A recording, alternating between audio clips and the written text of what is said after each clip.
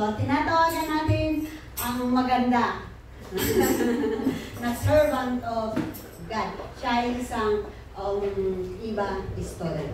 So, may I please call Sister Rainy.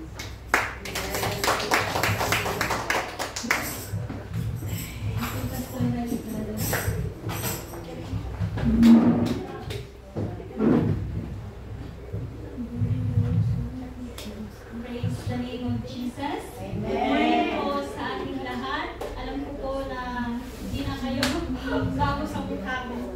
So I praise God kasi ginamit na naman niya ako to preach the truth. Preach the word of God. So inaaniyahan ko lahat na makipagbubas sa Ezekiel. And I'm sorry, Brother Sandip. I know that the Holy Spirit will speak unto you. And yes, Ate Jocelyn will translate. It's your translator. You want to translate. Ezekiel 18.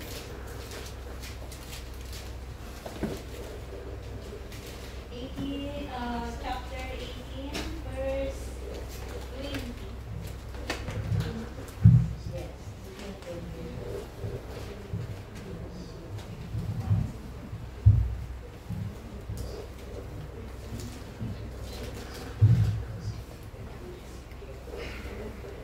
I will read in King James Version. The soul that sinneth, it shall die. The son that shall bear the iniquity of the father, neither shall the father bear the iniquity of the son. The righteousness of the righteous shall be upon him, and the wickedness of the wicked shall be upon him. Amen. Praise the name of the living God. So tayo muna po ay manalangin. Hallelujah. Oh yes, God.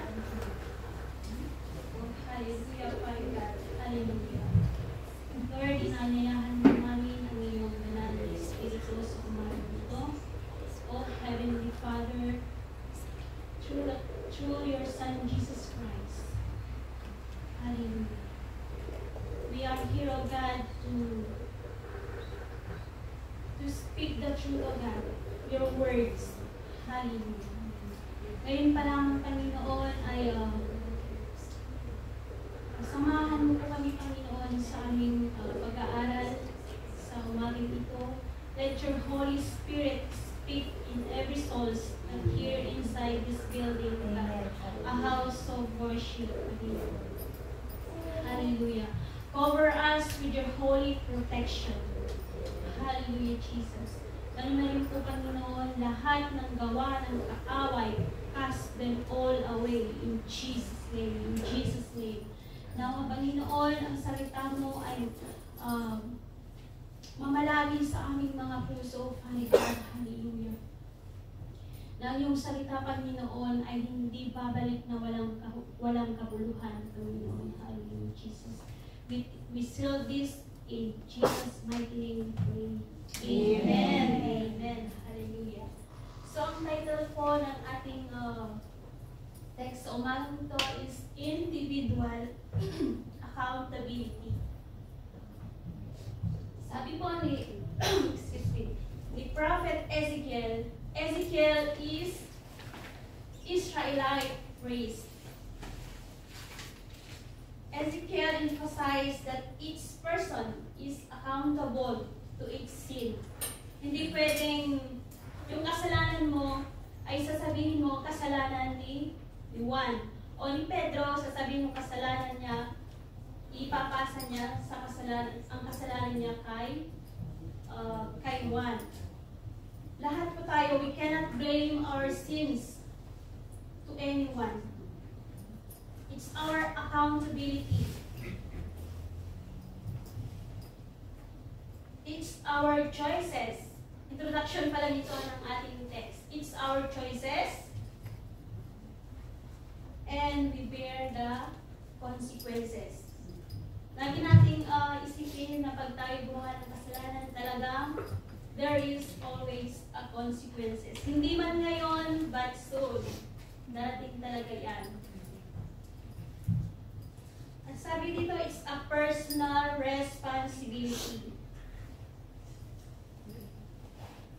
Personalidad.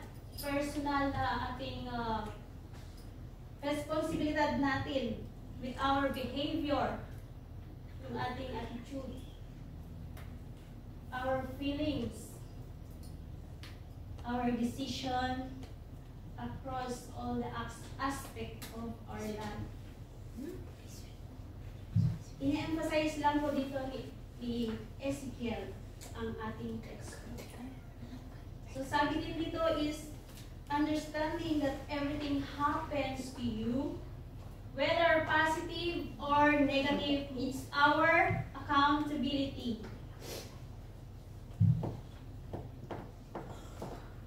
Accountability ay yung pananagutan natin. Pananagutan natin ang ating mga ginawang mga kasalanan. Acknowledge the consequence of our action. Ito man ay kanais-nais at hindi kanais-nais sa kaingin ng Panginoon. Amen? Glory to God. So dito po ay binigyan po tayo ng Panginoon ng 4 key points para madiinan natin kung bakit nasabi ni Ezekiel ang verse na ito. Number 1 is principle in individual judgment. Let's go back to our text in Ezekiel 18:20.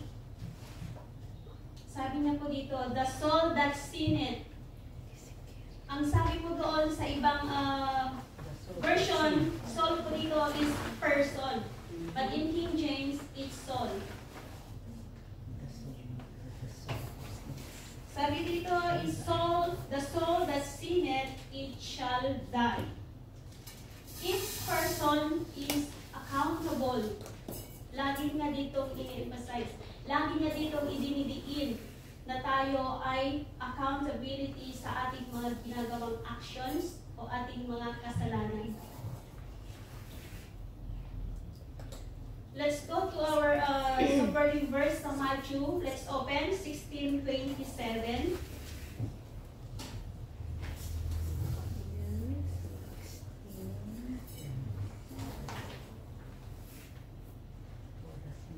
In Matthew 16:27, babasahin ko sa Tagalog.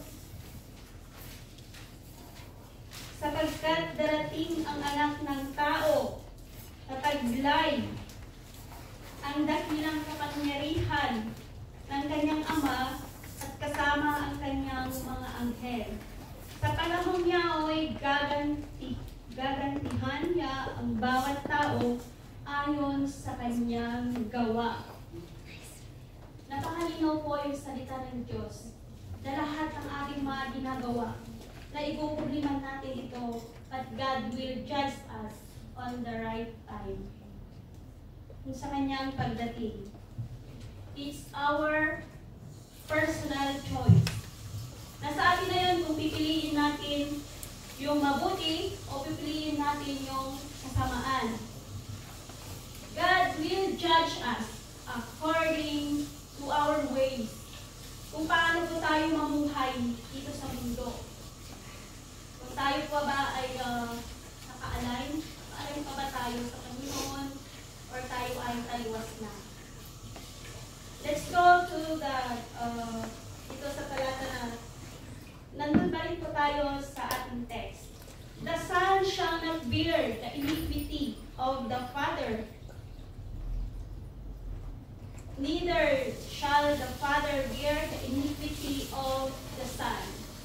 Hindi pwedeng malinaw po dito sa salita ng Diyos na kung ano yung kasalanan ng ama ay magiging kasalanan ng anak. Hindi po yun. Ang sabi po dito, kung sino ang nagkasala, siya ang mamamatay. Talagang grabe.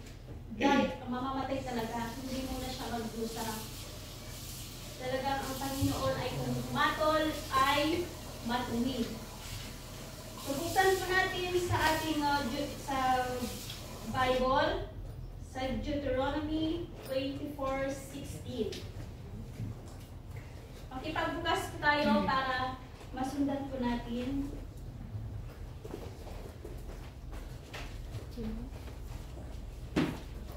Deuteronomy 24, 16. verse 16. Ang sabi po dito, ang ama ay di dapat pagdusahin sa kasalanan ng anak, ni ang anak sa kasalanan ng ama. Kung sino ang may sala, ay siyang dapat mamatay. Ang sabi po doon. Kung sino ang may kasalanan, siya ang mananagot. Hindi pwedeng yung kasalanan mo ay ang mananagot ay ang iyong anak. Hindi po yun.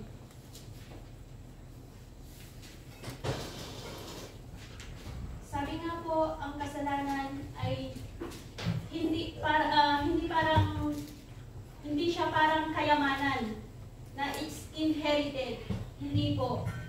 Hindi po yun maipapasa. Kasi ang ating Panginoon, siya po ay matuwid po humatol. Kung sino ang may sala, ay siya ang mananagot. So hindi po natin sabihin na pag yung kunwari yung isang family, yung kanyang ang kanyang father ay masama, tapos yung kanyang anak ay hindi naman tumulad sa gawain ng ama, hindi po yun mananagot ang anak kasi hindi niya po ginaya yung kanyang magulang. Amen po? Glory to God. Hallelujah. So, for it is written, the soul that sins, or the person who sins, is the one who will die. Talagang puro mamamatay talaga ang patuloy na nagkakasala. Basahin po natin sa Ezekiel 18:10-19 why Ezekiel said this in our text.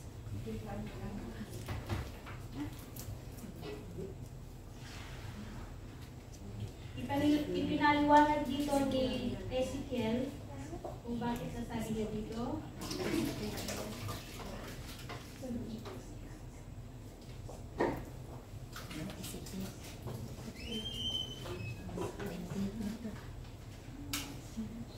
Ang sabi po dito ay sakaling magkaanak siya, ayun na po yung ano ko lang kanina na hindi pwedeng.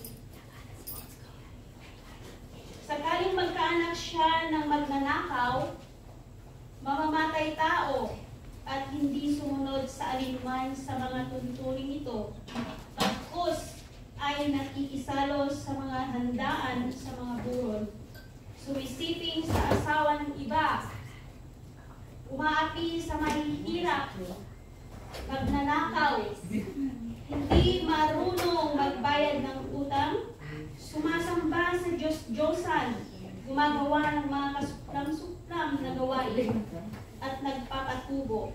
Palagay ba ninyo ay mabubuhay ang anak na ito? Hindi. Siyak na mamamatay siya dahil sa mga kasuklam-suklam niyang gawain. Kung magkagayon, walang ibang dapat sisihin kundi siya.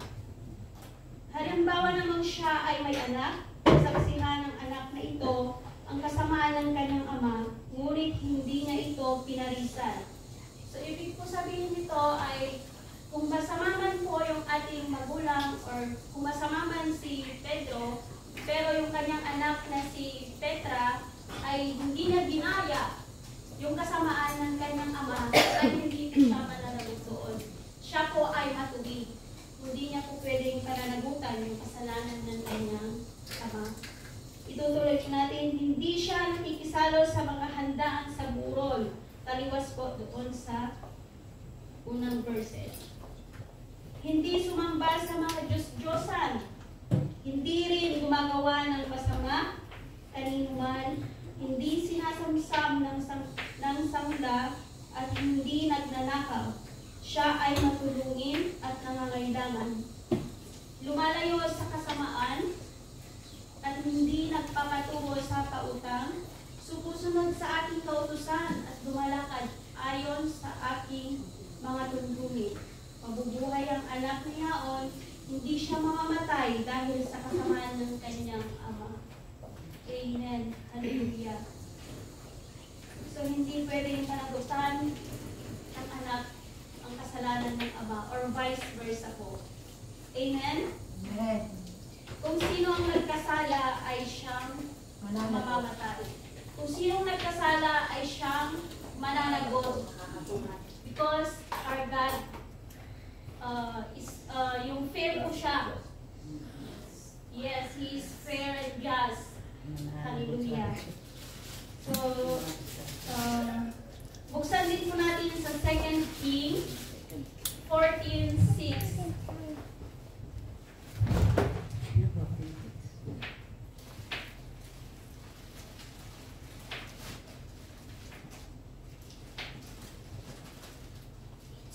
Children, murderers. Sabi ko dito ay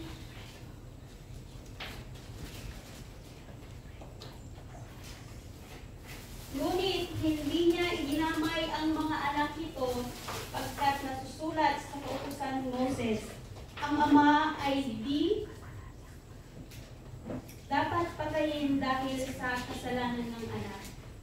Gayon din, ang anak ay di dapat patayin dahil sa kasalanan ng ama. Ang may kasalanan ay siyang dapat panagot sa kanyang pagkakasala. Napapansin po ba natin na paulit-ulit na kung sino ang may sala, siya ang mananagot. Kung sino ang may sala, siya ay mamamatay. Amen? So, punta po tayo sa number 2. Na key points natin, righteousness and wickedness.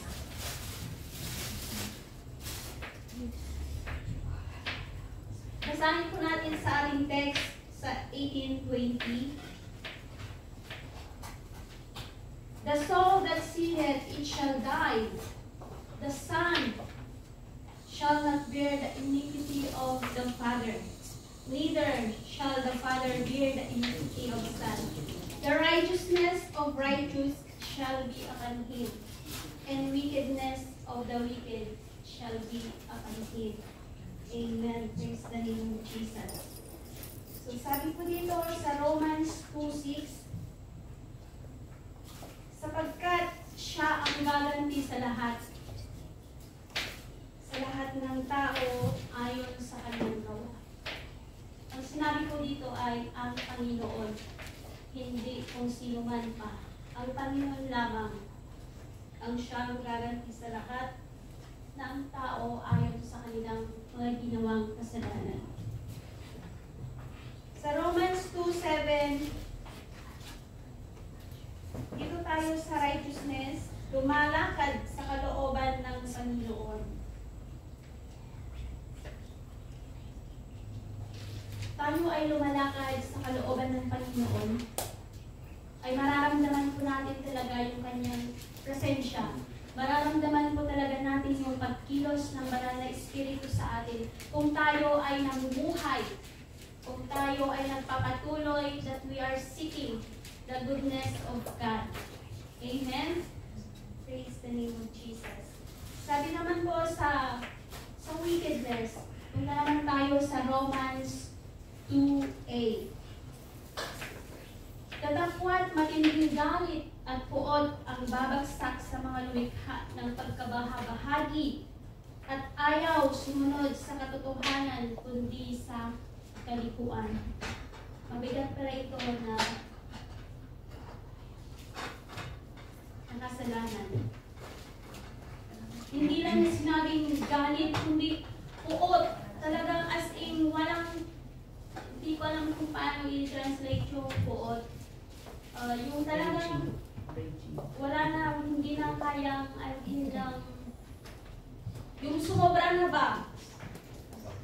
Galit at puot ang babagsak sa lahat ng gumagawa ng pagkabahabahagi at ayaw sumunod sa kalooban ng Panginoon.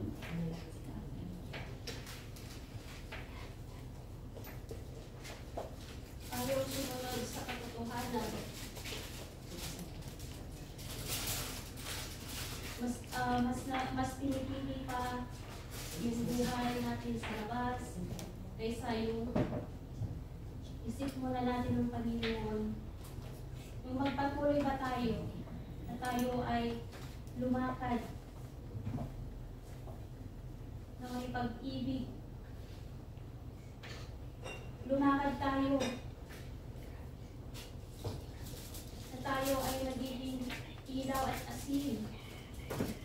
Saan man tayo nakapadpad, saan man tayo sinuman ang ating mga kasama. Be the salt and light of the world. Huwag po tayo patisisod sa gawa ng kaaway. Dahil alam natin, kung patuloy natin sinusuway, patuloy tayo sa paggawa ng kasalanan, ay hindi po tayo mapupunta sa langit, kundi tayo ay mamamatay. Sabi din sa Romans 2:9, there will be trouble, calamity for everyone who keeps on doing what is evil, for the Jew and also for the Gentiles. It's our choices and determine our standing for God. Alam ng Panginoon kung sino tayo sa Kanyang harapan. Kung tayo po ba ay naka-align pa ba tayo sa Panginoon? Tayo pa ba ay lumalakad ayon sa kalooban ng Panginoon? Amen? Tayo po ba ay nakakasunod? So, punta po tayo sa number 3. Consequences of sin.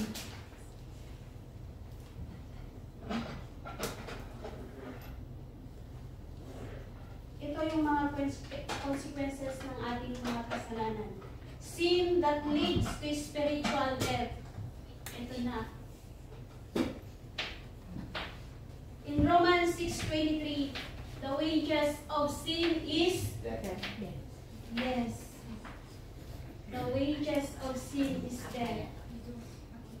At hindi lang po yun, tayo po ay, pag tayo po ay gumagawa ng kasalanan, nararamdaman natin mismo, aminin natin, nararamdaman natin na tayo ay dumidistansya.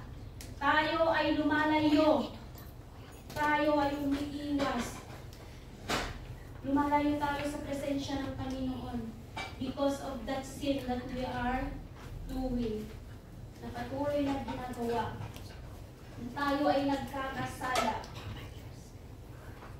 Ito po yung spiritual separation. Napapalayo na tayo sa Panginoon.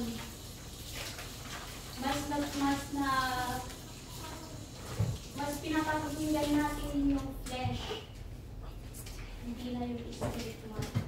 Hindi na yung spirito ng ating Panginoon. Sin separate us to our Creator. Tayo talaga ay napapalayo.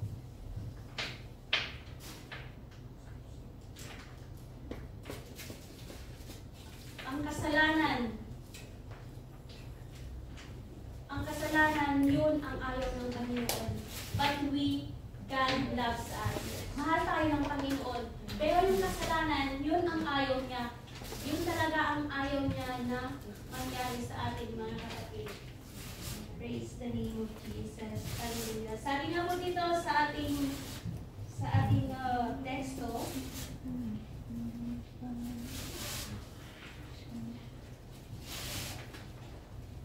ito rin po ang kung ano yung mangyayari kung tayo ay patuloy na nagkakasala. Says here, the soul that sinneth, it shall die. Paulit-ulit na sinasabi ng Panginoon.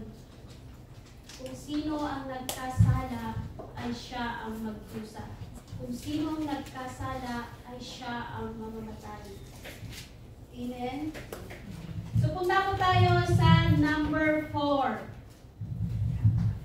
God's grace and mercy. Tayo man po ay nagkakasala, patuloy man tayo sa pagkakasala.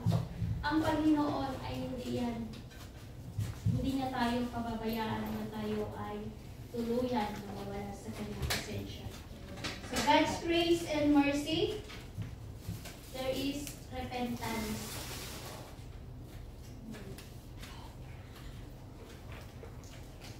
Sabi po sa Ezekiel 18:21-22,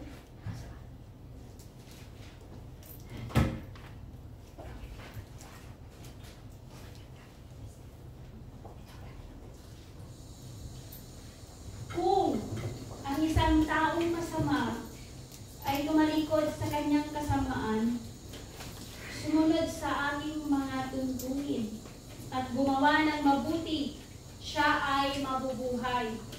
Kakalimutan na ang lahat ng nagawa ng kasalanan at mabubuhay siya dahil sa kabutihang ginawa niya sa bandang huli.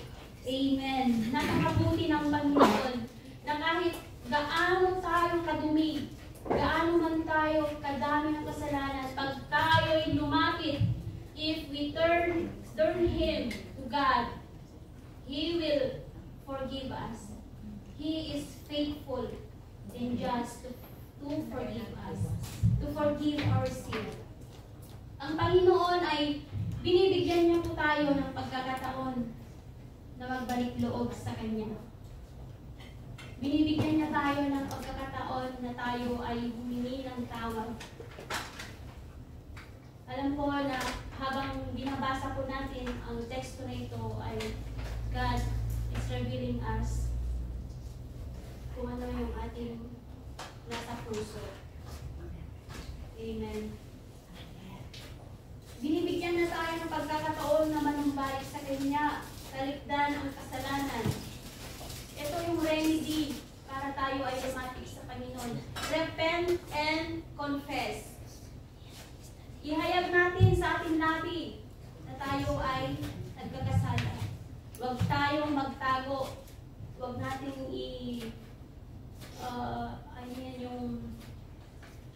hindi kasi tayo pwedeng makapagtalo sa Panginoon. Sa tao, oo. Pero sa Panginoon, hayag lahat ang ating mga ginagawa. Ito man po ay matagal na o ngayon. Alam ng Panginoon kung ano ang nasa ating mga puso. Confess and repent, sabi nga sa 1 John 1:9.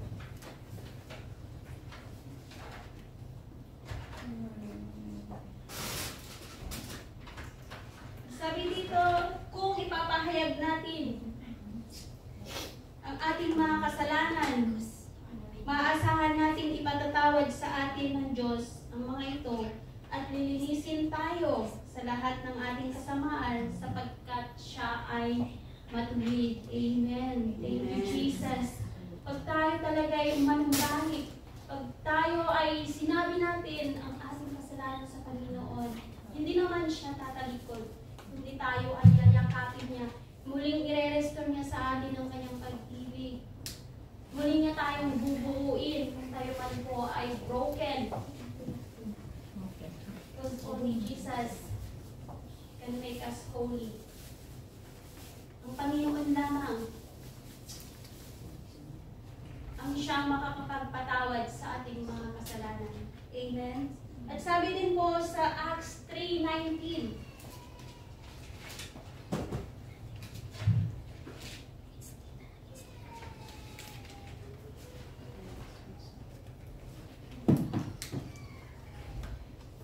sabi dito ay, kaya't magsisi kayo at magbalik loob sa Diyos upang pawiin niya ang inyong mga kasalanan. Kailangan nating totoong repentance, yung pagbabalik loob, yung hindi sa ngayong Sunday, okay, you ask forgiveness to God. And next, tomorrow, ayun, balik ulit sa kasalanan. Hindi po yun ang nais ng Panginoon. Gusto niya yung repentance talaga, yung may pagsisisi. Pinagsisisihan mo. Yung hindi mo na pwedeng balikan. Yung tatalikuran mo na talaga yung kasalanan na ginagawa. na siyang nagpapahiwalay sa ating Panginoon. Next is sa Matthew 3:8. Matthew 3:8.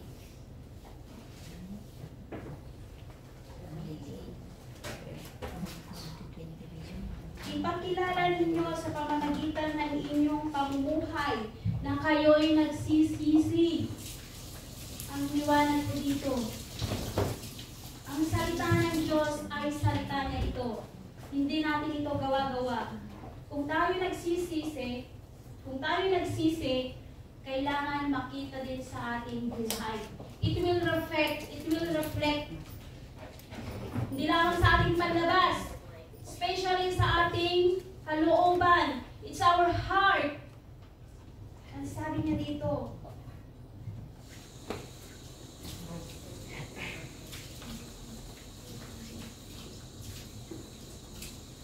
hallelujah. Kailangan yung pagsisisi natin ay makita. Kasi yung ibang tao ang makapagsasabi na ang tao ito ay wow, praise God.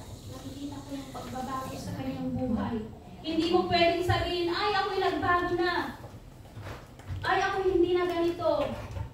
No. Ang ibang tao at ang Panginoon. At maramdaman din natin yun kung tayo talaga it's a genuine repentance ang ating ginagawa. Next is sa Ezekiel 18:32. For God's grace is full of mercy.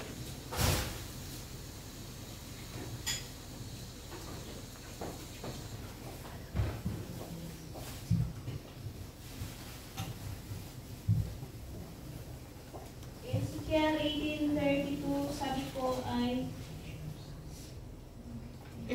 hindi ko gustong mamatay ang sinuman, kaya magpangabuti na kayo upang mabuhay. Nalulungkot din ang Panginoon kung tayo ay patuloy na nagkakasala. Nalulungkot ang Panginoon kung tayo ay mamamatay dahil sa ating kasalanan. Because God created us to worship Him, to praise Him. Hindi ginawa niya tayo para tayo ay manatili sa kasalanan. Hindi po yun ang nais ng Panginoon. Kaya habang tayo ay nandito pa sa lupa, anuman yung mga nagkasalanan natin, just confess. Confess natin sa Panginoon. Tayo ay kanyang patatawarin. Amen po. Sabi din po sa Luke 15:7.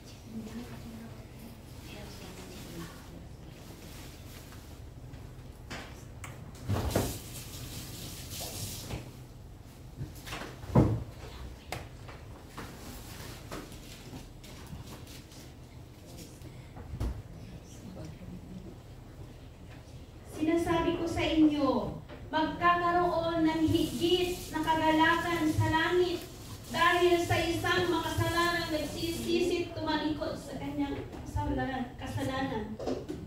Kaysa siyam ng putsyam na matuwid na hindi nangangailangang magsisi.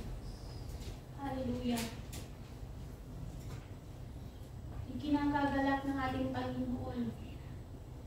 Kung may isa na tumalikod sa kanyang kasalanan, ikinagagalak ng Panginoon na may isang kaluluwa na tumalikod sa kanyang kasalanan. Hindi niya ikinagagalak yung paggawa ng kasalanan.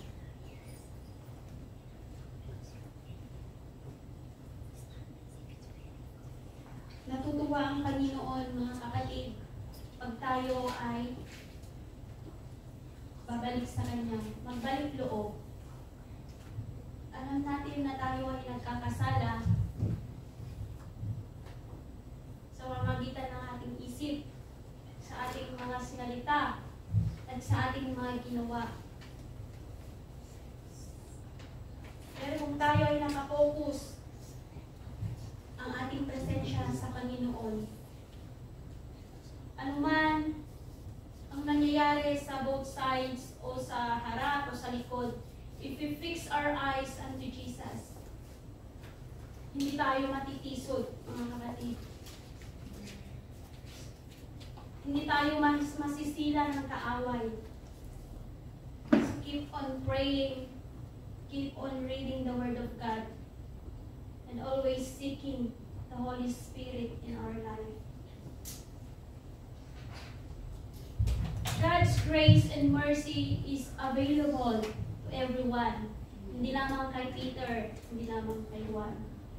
It's everyone. Sa ating lahat po.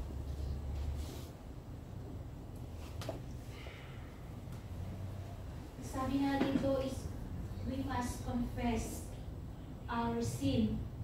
Honestly. Yung may katotohanan. And receive God's forgiveness. At doon natin matatanggap, doon natin mararamdaman ang presensya ng ating Panginoon. Amen? Amen. Hallelujah. So mga kapatid, nawa yung salitang ito yung prepare ng Panginoon para sa ating lahat, sa akin at sa inyo. Para sa ating lahat ito, mga kapatid. So kung tayo po ay magpapatuloy na saliksikin yung salita ng Panginoon, talagang mababasa natin lahat yung hindi dapat natin gawin sa mundong ibabaw. Kung nagbabasa po tayo ay mailalayo sa kapahamakan. Amen. Hallelujah. So, hallelujah. Inaanyayahan ko po yung lahat na tumayo tayo at ating kakantahin yung alam kong may magagawa.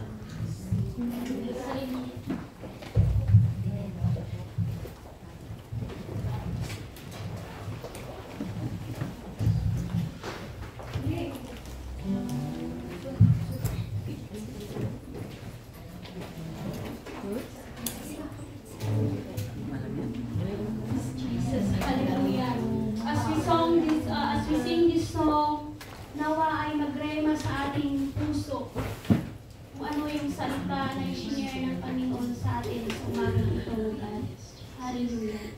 Yes, alam kong may magagawa ang Diyos sa araw na ito. There is a revival.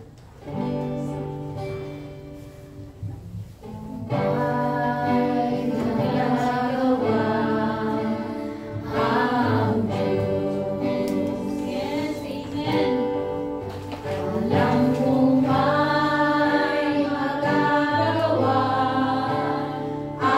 ang Diyos. Kung ako'y naglalaba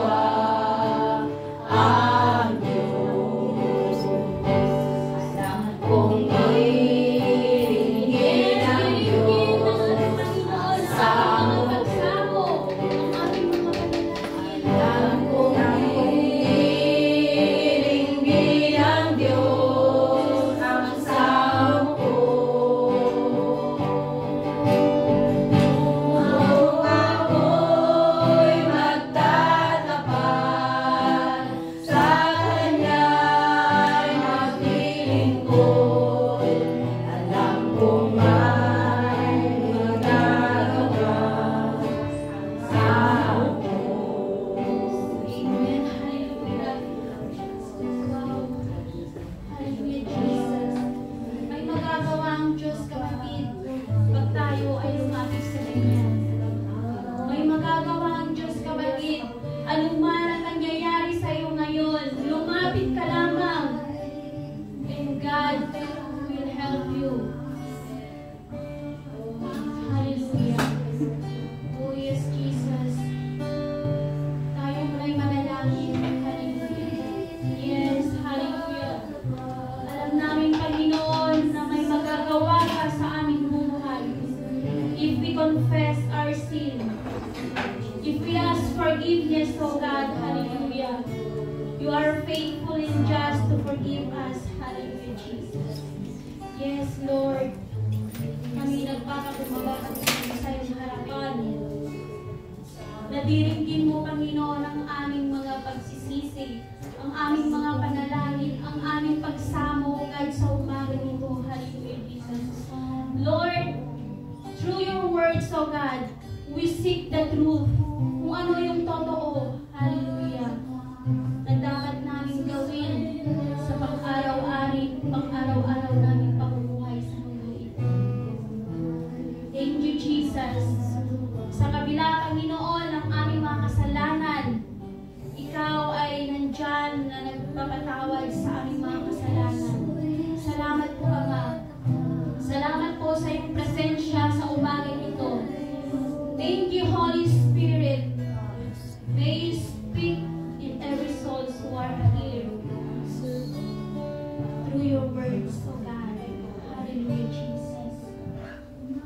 Kung ano yung totoo, Panginoon, masakit ka dito, Father God. But we believe na ito ay para sa aming ikakabuti, para sa paglago ng aming espiritual na pamumuhay. May you continue to pour out your anointing, O God, your blessings to each one of us, Panginoon, to my sisters and brothers. Hallelujah. Pagpalain mo po ang kanyang mga buhay, patuloy mo po silang i-guide. It's your Holy Spirit who will guide us. And it's your Holy Spirit who will strengthen us. Hallelujah. Oh yes, Jesus. Salamat po, Panginoon, sa buhay ng ating mga kapatid. Patuloy mo nawa sila, Lord, patatagin anuman ang kanilang mga pinagdadaanan sa mga oras na ito, Lord. Hindi ko man po ito alam, but you know them, Father God. Alam mo ang nilalaman ng aming mga puso. Alam ko, Panginoon, na may magagawa ka sa mga oras na ito, Father God. Hallelujah, Jesus. Alam ko, Lord, na may magagawa ka. Kung ang kapatid na ito, Panginoon, ay nahihirapan, you will strengthen him, O God, or her, Panginoon. Salamat po kung may mga nararamdaman po sila sa mga oras na ito, may mga karamdaman. Lord, we believe, O God, that you are a great healer, O God. Hallelujah. Salamat po sa iyong mga salita, Panginoon. Nanawa ito ay hindi lang po namin narinig, kundi ito ay maitanim sa aming mga puso. Dala-dala namin, Panginoon, sa bawat paglalakad namin, sa bawat pagtulog namin, Panginoon. Ipaalala mo, Panginoon, ang iyong mga salita na kami, Lord, ay hindi mahila, hindi masila ng kaaway. In Jesus' name, in Jesus' name. Thank you, Lord, sa iyong mga salita. Salamat po sa buhay ng aking mga kapatid sa umaga ito. Pagpalain mo ang kanilang buhay and bless them, Father God, according to your will, Lord Jesus. Hallelujah. Salamat po, Panginoon. Ganun na rin po, Lord, na thank you. Thank you for everything. Salamat po, Ama. Salamat po sa buhay na walang hanggan. Para makamit namin ito, Lord, we just confess, we just repent, and we will receive the gift of salvation. Hallelujah, Jesus. Thank you, Holy Spirit. Oh yes, hallelujah, hallelujah. Thank you, Lord.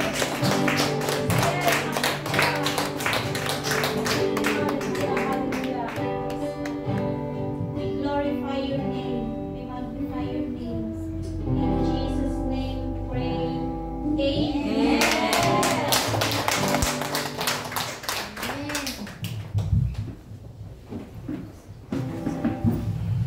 Amen.